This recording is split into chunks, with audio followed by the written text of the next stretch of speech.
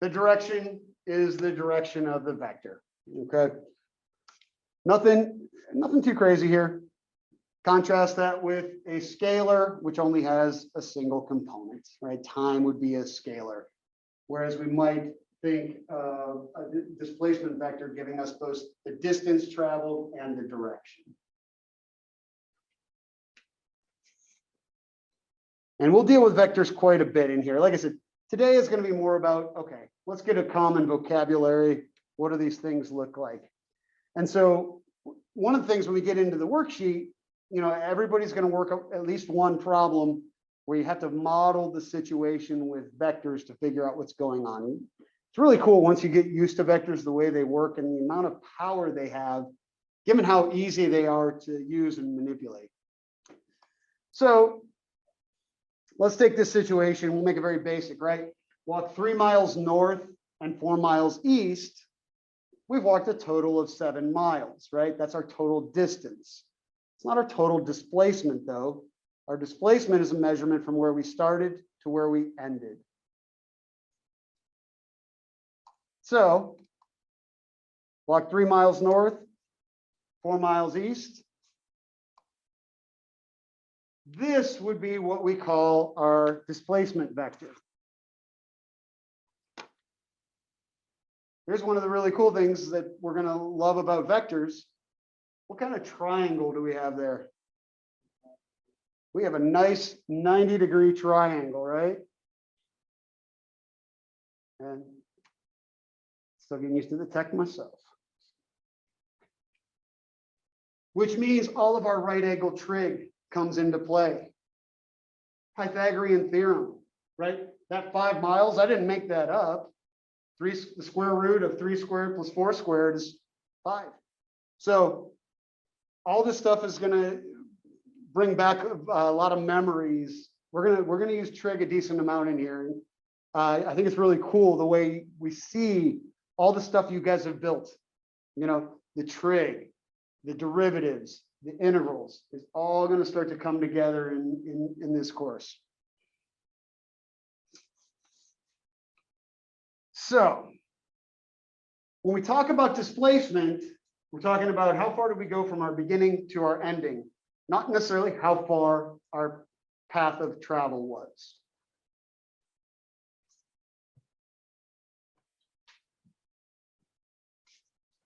So basically, visually what's going on, or graphically, the sum of two vectors comes from applying one vector to the other. And the question, you know, we could ask ourselves, well, does the order matter? You know, if I think, I'm trying to remember now, what did we walk north first and then east? We walked east first and then north. Do we get a different displacement vector, right? Oops. So here would be a case where maybe we have two different people. Actually, let me back up a little. Let's talk about whether or not the order matters first. All right, situation one. We went 3 miles north, 4 miles east. There was our displacement vector, right? That was what we saw on the previous slide. Okay. Now we go 4 miles east, 3 miles north. There's our displacement vector. These are the exact same vector. They point in the exact same direction and they have the exact same magnitude. Now, they're in different spots on the board, but that doesn't matter. The only thing that makes vectors the same is if they have the same direction and the same magnitude. They do not have to have the same starting point or ending point. So the order doesn't matter. Well, let's take a step back and think about why that makes sense. Well, basically, when we apply one vector to the other, we're adding them. And think about addition, right? 2 plus 3 is the same as 3 plus 2. Same thing works with vectors. Now, this will give us a different situation. Let's say we had two different people. One person goes north, the other person goes east. Now we have two possibilities depending on where we're starting and ending. But you can see we're not going to get the same displacement vector as over there. right? It's got a different angle. It's going to have the same magnitude. But if we start down here and go up, that gives us one option. Or if we start up here and go down, that actually gives us a different vector because it's actually pointing in a different direction. So this is more like subtraction. Because if you think of the way subtraction works, changing the order changes the sign. Changing the order that we count first changes the direction of our vector. So there's all these nice analogies to our basic arithmetic. This we talked about before. Doesn't matter where a vector starts in the plane. The only thing that matters is its angle and its magnitude. So that is the same vector as that. All those, that's always going to be the same vector regardless of where it starts. That'll be important as we go on and we start to talk about whether vectors are the same, they're parallel, what does it mean?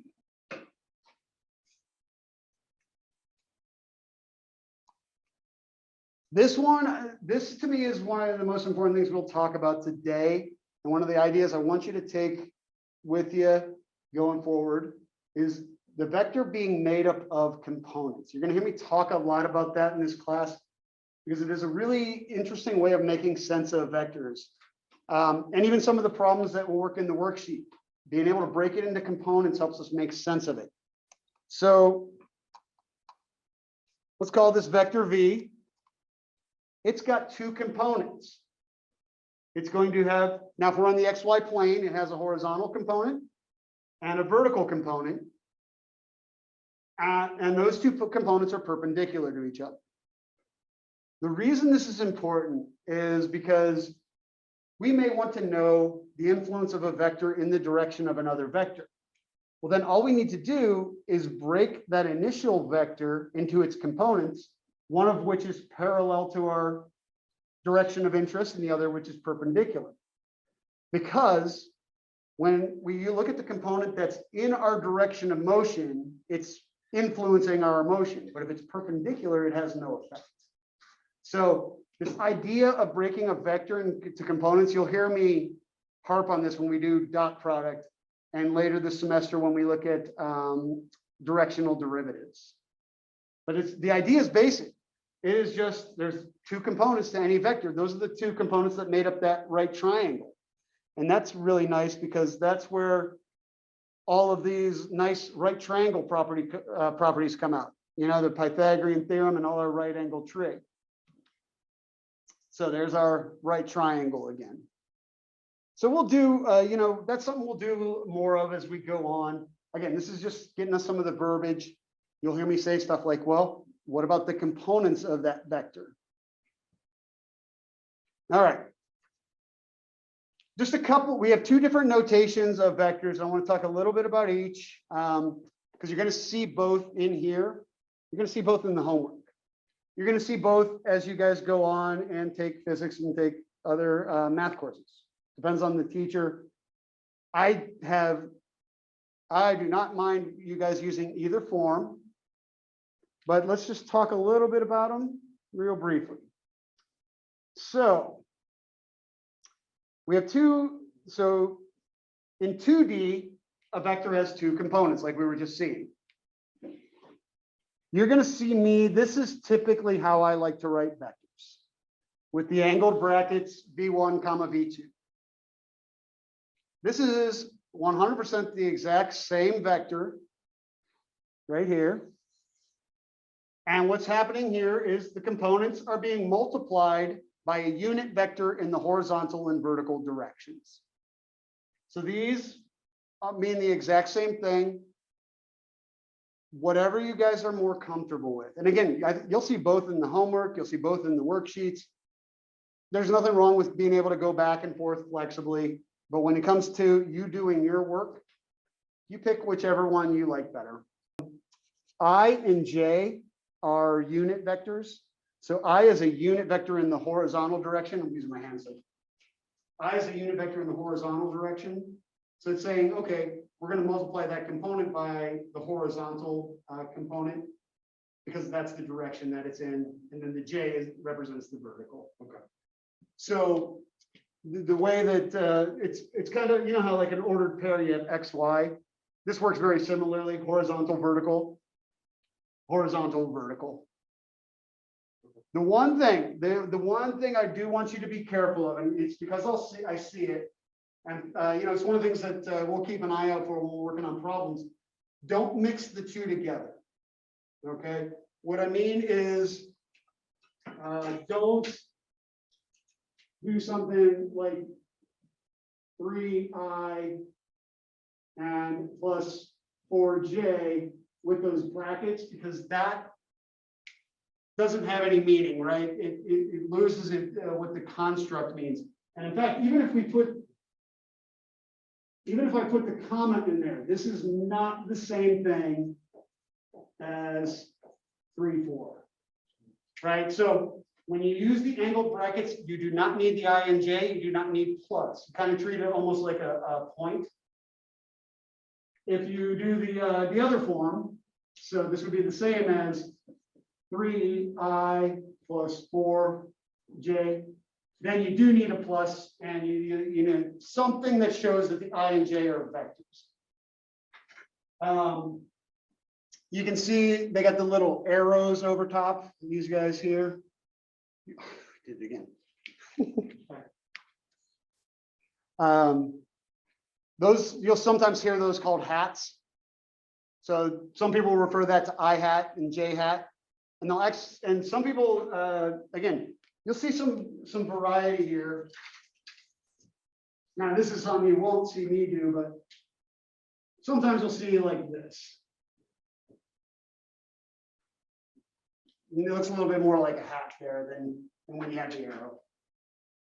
You know, I tend to find, you know, we all tend to do what we did when we were in school, and you know, all my professors use this form, so that's kind of how I've always done it. But yeah, this is 100%. There's nothing wrong with either of these. Personal preference.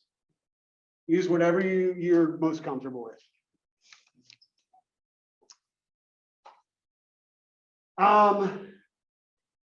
We're going to have vectors in 3 space. This is multivariable calculus. We're going to be looking at things in 3D. All the stuff we've talked about so far, all we're doing is adding a third component. Now, we're going to get into some differences later when we start doing multiplication and cross product and dot product, but that's not till next week. So for right now, all we need to know is, hey, we're going to look at vectors in 3 space, right? That would be a vector in real life. You know, for example, like this pen could be a vector, right? Has a beginning and an ending, has a magnitude and a direction. So we will need some 3D vectors, and you know, we'll do a little bit of it in here. But one of the powers of vectors is they can be expanded into n dimensions. So we have a 3D vector, we can make 4D vectors, we can make nd vectors if we need them. So, all right, one last thing to talk about. Again, just make sure we're talking about things the same way. All right, what does all this mean? Well, let's talk about it real quick. The first one is saying something we've already said. This one up here, that's saying to add 2 vectors, all you do is add their components. To subtract 2 vectors, all you do is subtract their components. Now, this is only on a 2D vector, but that's the same for a 3D vector or an nd vector. So adding and subtracting vectors is as easy as you would think it is. You just add up their components or you subtract their components. That's going to be when we, on some of these problems on the worksheet, you know, my advice is going to be to model make a diagram with your vectors, because, hey, are you just adding vectors? Well, then you just add them together. Or are you subtracting vectors? Then you just subtract the components. So from a math standpoint, vectors are very easy to work with. Scalar multiple. So this guy here, we'll see this guy a few times this semester. This is called lambda. A lot of times it's used to represent a scalar. Later this semester, we'll be using it to represent a Lagrange multiplier. Basically, think of it this way. It distributes over the vector. So if you want to double the length of a vector, you just double all of its components. If you want to cut a vector in half, you cut all its components in half. That's all that's saying. So this is just the mathy way of saying this. And again, remember guys, and for you guys at home too, PowerPoints are 100% available for you. So don't feel like you have to take notes on everything that's up here. Just get the relevant stuff. Last thing, magnitude of a vector. That's that Pythagorean theorem we were talking about. And that becomes incredibly useful for a few reasons. Number one, we might just want the magnitude of a vector. For example, if what we have is a velocity vector, the magnitude is the speed. We can also use it to find what's called a unit vector. A unit vector, and I know we don't have it defined on here, but I'm going to ask you to do something like this in the worksheet, so let's talk about it. A unit vector is a vector that is in the same direction as a given vector, but only has a magnitude of 1. The reason that is so useful is what it does is it preserves the direction, but gets rid of the magnitude.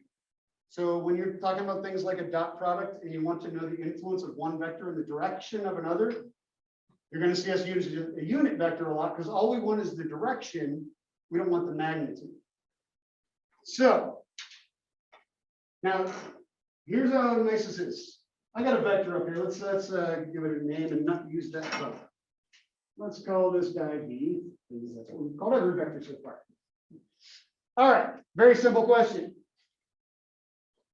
What is the magnitude of V?